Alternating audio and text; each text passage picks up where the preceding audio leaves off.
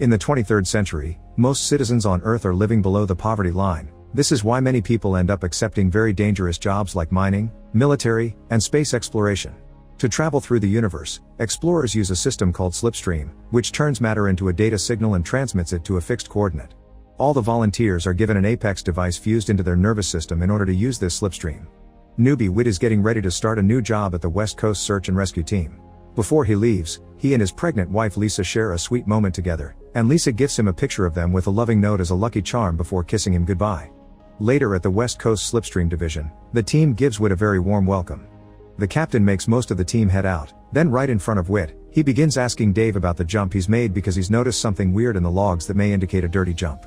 Dave just dismisses it as a silly mistake. Suddenly, an announcement comes through saying squads 14 to 28 must get ready to jump.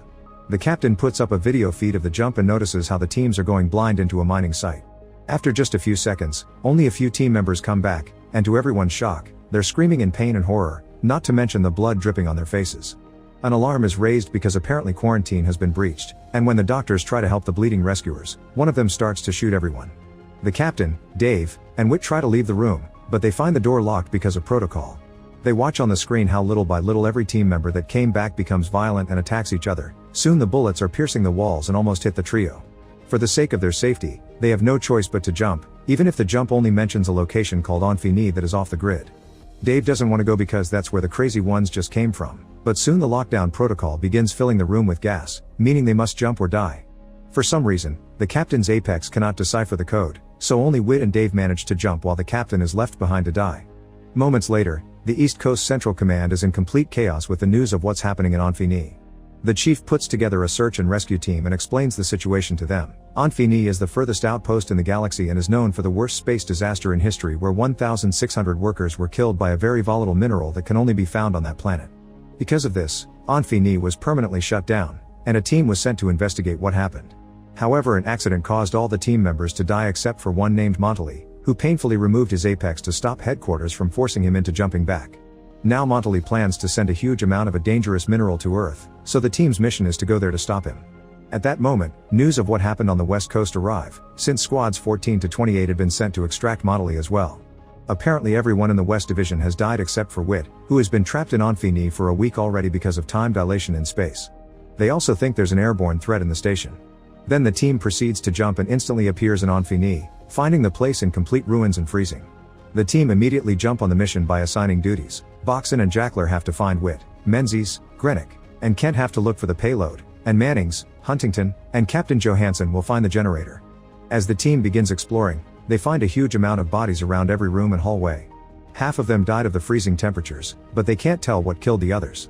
Eventually Menzies' group finds the payload and begins working on the control panel as they wonder exactly what is powering this section of the station. Meanwhile, Johansson's group finds a dead man with weird lumps coming out of his neck that they can't identify. Then they finally find the generator, and while Huntington starts fixing it, Mannings goes to check the surroundings. When he enters another room, he's horrified to see abandoned experiments using human skin and various body parts that are still hanging around. At that moment the generator begins working, and the computer system reboots, only to be replaced by a dark screen that asks them, "Who are you? And what are you doing here?" Getting a hunch of who this may be, Johansson explains they're here to rescue Whit, and this causes the fans to start blowing steam into the rooms and the station gets locked down. Mannings is locked inside the room with the experiments and has to watch how everything unfreezes and begins dripping blood. Suddenly Boxon's team finds a door that opens on its own to reveal Whit coming out of his hiding spot. Afterward, Whit lifts up the lockdown protocol and the team regroups with him to hear him out. Whit explains he had to make sure this team wasn't crazy like the others, and that the station has become a slaughterhouse. Apparently what's behind all the deaths is some sort of infection that is passed from person to person by blood and causes them to go berserk, which is how all the miners killed each other. Whit has already tried to return through Slipstream, but he failed and stayed hidden in the ducts, where he blew up the external vents, killing everyone in the station for his own protection.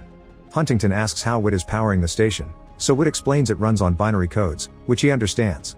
This makes the team wonder if Whit can shut down the payload, which makes Whit angry because he realizes the team was sent for the minerals, not him.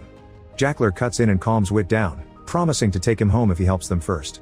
Whit immediately begins working at the computer and easily finds the payload, however to shut it down he'll need someone to go to the furnace room to force the override. Menzies volunteers, so Johansson sends Jackler and Grenick with him. Then Whit asks the team to look out the window, and they discover there are dozens of windmills powering up the station. Moments later, the trio makes it to the furnace room and activates the override for Whit while they discuss the families that wait for them at home. Whit immediately begins working on shutting down the payload, and Huntington can't help wondering if he's infected, but Whit swears he isn't. When Whit finally kicks off the overriding procedure, an alarm begins ringing, and Whit asks Menzies and Grenick to turn the valves off. The gauges aren't working and the computer warns them about an imminent meltdown, but with Whit's careful instructions they manage to shut it all down safely. The team gets ready to regroup, but suddenly Montley shows up and attacks Johansson with an axe. The squad immediately pushes him away and Mannings quickly knocks Montley down with one simple shot. Next the team tries to find medical supplies to take care of Johansson's wounds while Jackler and Grenick hear the commotion on the comms, so they decide to go back while Menzies stays behind. Huntington and Whit don't want to help Johansson because they're worried about the infection, but Mannings orders Huntington to join them. At that moment, Montley reveals he isn't dead and attacks Mannings, who struggles against Montley until he manages to blow his head. This causes Montley's infected blood to splash all over the place. The infection immediately begins affecting everyone, making them scream in pain and insanity. Whit concentrates and manages to fight against the side effects before reaching for the comms to tell Menzies to hide. Afterward, Whit runs away and jumps across a huge gap to reach the other side of the station, only to slip and fall through several floors. For a few minutes, Whit sees Lisa worrying back at home, but then he wakes up and discovers he survived the fall thanks to the infection. After throwing up, Whit hears a voice and realizes a crazy Kent is hunting him because he blames him for the death of his teammates. A chase begins through the station as Kent continues to insult Whit, but when he's about to finally find him, Jackler suddenly shows up in an absolute berserk state and attacks Kent, beating him to death. Whit stays hidden and waits until Jackler is gone to pick up Kent's gun. Moments later, Whit finds a laboratory and looks for medicine for the infection, to no avail. After taking a moment to concentrate again and fight back the violent impulses, Whit keeps looking around and finds a bunch of research that reveals that the dangerous mineral is actually a frozen organic parasite called primordial ooze. Its basis instincts are predatory and that's why infected people go wild. Only people with advanced emotional stability are capable of resisting the infection, otherwise it spreads fast. This parasite wants to be the alpha cell and can replicate any organic matter they infect, so with enough time, it could replicate a whole human being. Lastly, the man behind all this research turns out to be Montley. After lots of reading, Whit hears a strange noise and goes to check it out, only to suddenly be jumped on by Menzies, who had been hiding in a closet. The two men struggle for a while and Menzies doesn't let go of Whit until swears he isn't infected and explains what happened. Menzies stares at the research and reaches the conclusion the entire planet is a living entity, but only when it's thawed. The parasite isn't capable of understanding and is just looking for the alpha among them to survive. There's no cure for the infection, their only hope to survive is to go home. However, only Johansson and Huntington can call headquarters, and Johansson is probably already dead. During their talk, Whit has to fight back the infection trying to gain control again and Menzies gets suspicious, but Whit swears it's just a wound he got when he fell. Whit and Menzies agree to go looking for Huntington and they begin discussing how to tackle the search, only to be interrupted by Mannings suddenly bursting in through the glass door. Mannings begins attacking Menzies without mercy, so Whit points his gun at him to make him stop. However, Mannings threatens with shooting Menzies to make Whit put his gun down. Then Mannings begins throwing a tantrum, complaining about having been sent here just to save stupid Whit and saying that it can see Whit. After lots of ranting, Mannings gets ready to kill Menzies, but Menzies and Whit remind him he's a friend and that they have families at home. Mannings says everyone has a choice and decides to end things for himself, causing some of his blood to fall on Menzies' face. The infection immediately starts driving him crazy, so Whit has no choice but to shoot him before he gets aggressive. Meanwhile, Huntington wanders around the station while struggling against the infection as well. Moments later, he starts hallucinating and sees himself going through a berserk rampage. He concentrates and manages to send the hallucinations away, but his eyes are starting to get red. Afterward, he hears a voice and discovers Huntington recording a message for his family. Apparently he's resisting the infection as well. Whit points his gun at him, asking Huntington to take him home, but Huntington ignores him until he finishes recording his message. Then he explains he's already called headquarters, they just need to wait 8 hours. This makes Whit worry because the lab research said nobody could make it longer than 2 hours. As time passes, Whit and Huntington slowly lose their minds to the infection. They start talking nonsense and jump from one emotion to the other, including laughing like manias, screaming, and even threatening each other while they argue. Eventually Whit gets tired of waiting and decides to go to the medical bay alone. Meanwhile, Grenick is using her medical knowledge and trying different methods to cure herself. When she looks in the mirror, she sees some scutes growing on her back, explaining the weird neck they saw earlier. Suddenly Jackler shows up, revealing his arm has weirdly mutated. He comes closer to Grenick and tries to kiss her as he promises to protect her, but Grenick keeps him at bay because she's scared. Then Jackler asks about their baby, forcing Grenick to confess she had to do an abortion on herself to lose the baby because the kid was already infected. Hearing this makes Jackler go berserk and attack her, but Grenick fights back. Back to Whit, he's having trouble opening a door, but Huntington shows up and helps him. They make it to the medical bay and can tell what just happened because the parasite shows images in their brains thanks to some sort of hive mind. Jackler is dead, but Greenock's still alive, so Whit asks her what they can do against the infection. Unfortunately, Greenock thinks the parasite is too smart and the only escape is death. Then she says goodbye to her mother and dies. The lack of hope causes Whit to start losing control again and his eyes go completely red. Huntington points his gun at him, but Whit defends himself and a fight ensues. After lots of struggling, Whit manages to run out of the room, prompting Huntington to chase him. Before he can be found, Whit jumps into a hole with a ladder, and Huntington discovers the parasite is on the ladder as well.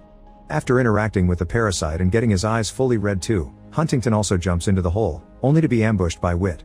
Another fight ensues, during which Huntington gets even crazier, and both men exchange blows as if they were invincible. Eventually they fall into a small pool of water and Whit manages to overpower Huntington before tying a hose around his neck to break it and kill him. Afterward, Whit clings to Lisa's picture to gain strength and goes to the med bay to find a scalpel and record a message for the parasite. He explains that its technique is awful for survival because by tapping into people's hatred, the parasite is only making them kill each other and it'll never learn anything about humanity. However, if the parasite had chosen to work together with them, they could have helped each other. Then Whit talks about his family and how everyone here just wanted to have an honest job, causing him to start seeing visions of the team and Lisa. With the picture still in hand, Whit finishes his message by ending things for himself.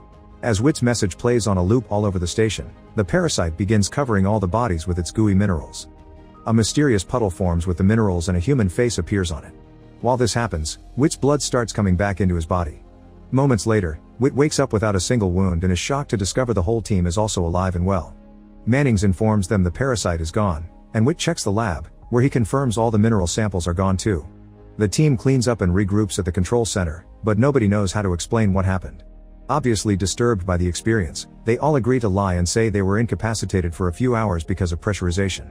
The payload is destroyed and they've rescued Whit, so the mission is completed and they shouldn't have trouble at home convincing everyone they shouldn't return to this place. 5 minutes later, the team gets ready to slipstream back to Earth, but right before jumping, Whit sees 5 humanoid forms made of minerals, and one of them has his picture. It seems the parasite did hear his advice. Then the jump kicks in and the team makes it back to Earth, where everyone is panicking.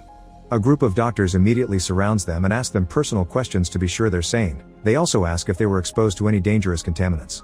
The team swears they didn't, but everyone is put through a scan anyway, and they all pass it with colors except for Whit. The scan can't seem to read him, so the chief asks him again if he was exposed, but Whit doesn't answer. Thankfully, the scan finally works at that moment and clears Whit out. Then the team learns that here on Earth only 52 seconds passed. Afterward, Whit returns home to reunite with Lisa, who immediately begins crying because they had told her Whit wasn't coming back. Make sure to subscribe and turn on notifications so you can watch more videos like this. Thanks for watching.